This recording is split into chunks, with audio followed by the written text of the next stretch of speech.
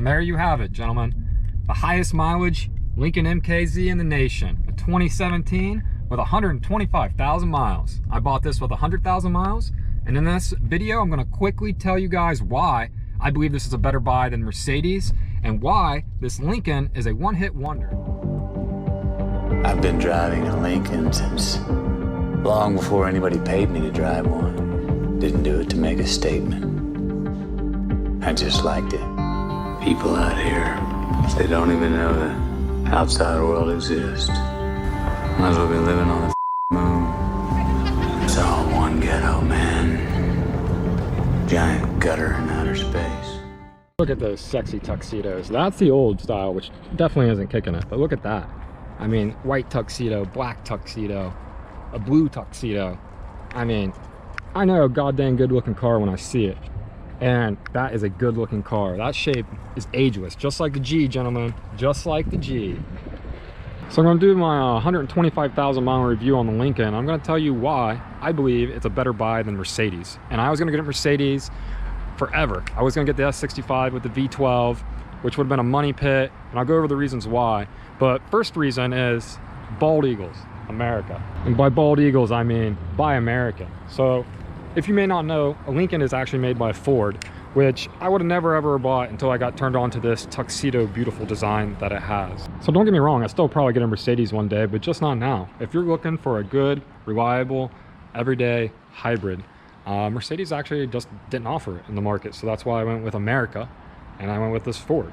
And this is my review at 125,000 miles, my experience, which has been absolutely no maintenance. Like I said, not even brake pads, because since it's a hybrid, it slows itself down on its own. So you don't even have to replace brakes. So we'll do a walk around right here. Here's a little shot of the inside.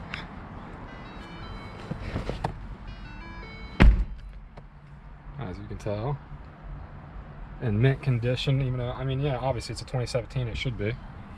And there's ambient lighting on the inside, which is real sick. You can change that color to whatever you want. This car is just a shocker. So a lot of people, if you go to a dealership, you see cars on the lot, the used ones, none of them are over 60,000 miles, and there's a reason for that. I call those people that buy cars off lots, they're into the depreciation game.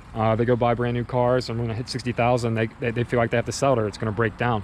And the reason you don't see cars on lots over 60,000 miles is because that's where they make all the margin and profit on you.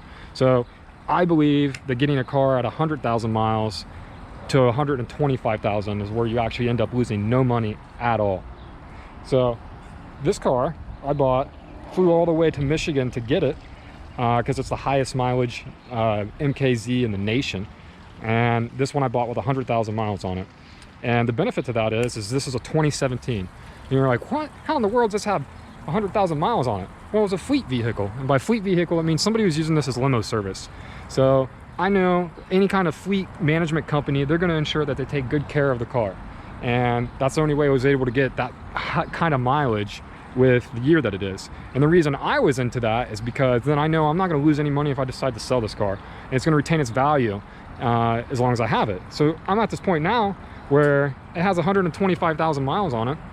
I've done absolutely no maintenance on this hybrid. The hybrids, the engine doesn't work as hard as a regular car because it has electric support. So hybrids, no one knows. It's like the little hidden secret is a hybrid, most cars will make 200,000 miles. Well, with a hybrid, you're gonna get 400,000 miles with ease because the engine only has to work half as hard. So as we get inside this little bad boy here, there's a little diagram and you can see that it has a battery and it shows where it's coming from. And the reason I really find this a much better buy than Mercedes is because I always wanted to get the S65. And the S65 has the V12 in it. And the V12, believe it or not, it has actually 2 spark plugs per cylinder. And not only is that high on maintenance, but the reliability of the V12, as I was watching on YouTube, right in the middle of it, it actually has a vacuum canister that's made of plastic. Let's see what those are. Now I know what you're thinking, I know what you're saying, I know what you're commenting. Alex, what a pile of garbage German engine this is. And I cannot defend this horrible factory defect that causes an oil leak that requires all of this disassembly that we're about to embark on, which I've never done before. But this is a very, very cool engine if you kind of take that out of the equation. It's been around for almost 2 decades. It's used in multi-million-dollar cars outside of Mercedes as well. Look at this. This is the worst design ever. This is plastic. It can break. You got to take the cylinder heads off just to loosen up that bolt and one on the other side. That's it. Not cool. All right, so that had. And we all know how vacuum leaks are. You get one crack in that plastic, all of a sudden you got a lean code and your engine's running lean. It's getting too much air and not enough fuel. So on those S65s, even though that V12 is what everybody wants, it has a plastic canister that sits right down in the middle of it. And the only way to get to it is to take the whole engine out. And we're talking over a $10 part, take the whole engine out over a vacuum line, which I think is kind of ridiculous. So another thing that's ridiculous from the S65 I want, they all come on air suspension. And when the air suspension blows, the whole car looks like it's slammed to the ground. It's not even movable. Pretty much the full suspensions fell. So that's why the car, if you can see, is pretty much to the ground. There's no clearance at all. We're gonna have some special equipment try to get it onto the deck. To drive carefully. That means this thing is probably lowering a little bit due to the leak. 3 hours and 26 minutes left to go. This is not good. So there's not really too much we can do here. This takes a special hydraulic fluid that I believe you can only get from Mercedes. Like, they don't have it at normal auto parts stores. So at this point, I'm just like crossing my fingers that we make it. So 234 miles to go with a live drip from the ABC pump, and now it's telling us to drive carefully. But when I checked the dipstick, it still had a decent amount, and even if that entire tank went dry, it wouldn't slam to the ground immediately. So we might make it back to Chicago, like, just barely. And each one's very expensive, $1,000 to $2,000. So I'm so glad I went with America, because Bald Eagles, and not with Mercedes, or else it would have been that money pit. This car is the exact same price I was going to pay for, what is it, 2012 or 2010 S65, and I got a 2017 for 16 grand. This is a much better buy. And as I'm talking about the review of this and reliability, I'll speak of the devil. Up comes the old competitor right up here, the old Mercedes. I mean, don't get me wrong, I'll still get a Mercedes one day. They're just a money pit. I wanted a reliable daily, and this is a reliable daily. I've had no maintenance at all because it's a hybrid. You don't even have to replace the brakes. It brakes on its own. So it's got 125,000 miles. I've never replaced the brakes on it. I've done absolutely zero maintenance on this car. The only downfall I would say is because it has a battery in it, is the trunk space. So right there is where the hybrid battery is. It's right here. But I mean, look at that design. Look at that duckbill. I mean, it's like the G's duckbill, and it already came this way stock. It's just ahead of its time. This is a one-hit wonder, just like the G is. I feel that this Lincoln's design and its tuxedo, it's another one-hit wonder. And if you guys are looking to get the best bang for your buck, you can go out there and try to get a Mercedes, but it's going to break apart, it's going to break down, and it's just going to eat you up in maintenance. This, no one knows what it is. Every single person that gets in it, they go, what is this? This car is really nice. And I like just shocking them. I'm like, it's a Lincoln. They're like, really? Because if you tell them it's a Lincoln up front, this is not what they think of Lincoln. I mean, look at the quality in here. Yeah, I got my little dog seat right here. This is a high quality car. I mean, look at it. Lincoln's come a long way. You might as well support America, not Germany. Especially in Scottsdale, everybody has a freaking Mercedes. And to shock people with a Lincoln, they don't know what it is. It's just it's doing something different. Ow.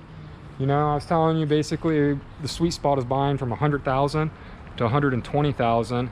It's where it's really not going to lose any money. So my problem now is I've become emotionally attached to this car. I actually really like it, and I should sell it. And I've decided I'm probably just going to keep it. And because when it hits 150, 180, people are going to want basically pennies on the dollar for it. And that's why it's best to sell like right at 120. You really end up not losing your money. So that's just my opinion on it. See what you guys think. This is a little sleeper that no one ever thinks to take a look at, is the old Lincoln there. And I love my Lincoln. My Blazer. Got a little Little Hollywood plate right there, light up.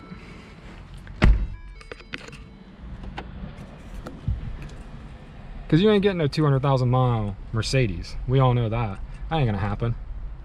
So 125,000 mile 2017 Lincoln Air. I know it's the highest in the nation, but I ain't even worried about it.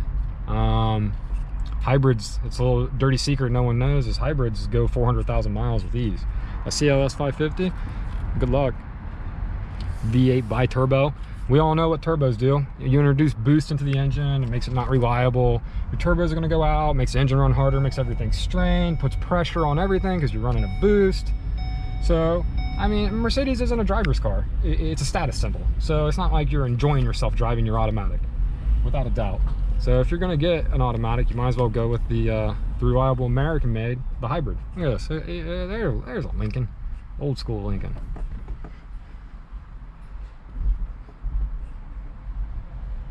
So yeah, that'll do it for this video. That'll do my little 125,000 mile review.